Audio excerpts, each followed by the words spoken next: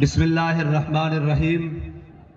یہ میرا پیغام پوری پاکستانی قوم کے نام ہے کہ ہمارے 4 لوگ مذاکرات کے لیے گئے ہیں، انہیں بھی وہاں روک لیا گیا ہے۔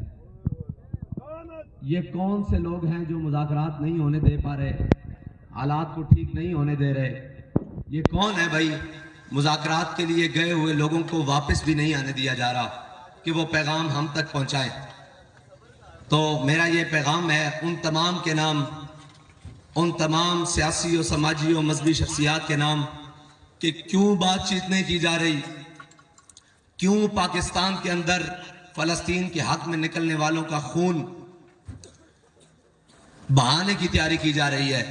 ایسی کون سی بات ہو گئی ہے؟ ہم سے کہا گیا تھا کہ آپ رکے مذاکرات کرتے ہیں، تقریباً ہمیں 30 گھنٹے سے اوپر ہو گئے، 32 گھنٹے ہم یہاں بیٹھے ہوئے ہیں مذاکرات کے لیے، لیکن مذاکرات نہیں کیے جا رہے، کوئی بات چیت نہیں کی جا رہی۔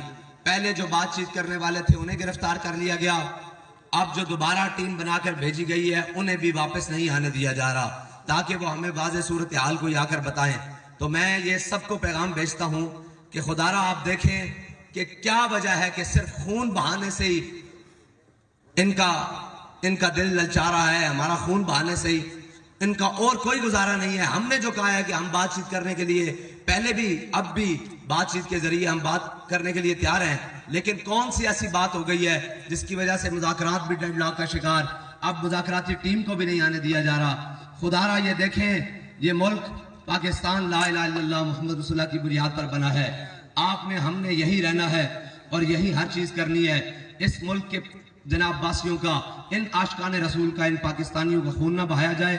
اگر آپ کو ان کا خون بہانے کی کوئی بڑی قیمت مل رہی ہے تو خدارا کہیں اور سے اور قیمت لے لیجئے گا، ان عشاقان مصطفیٰ اور وفاداران مصطفیٰ کا خون مت بہائیں۔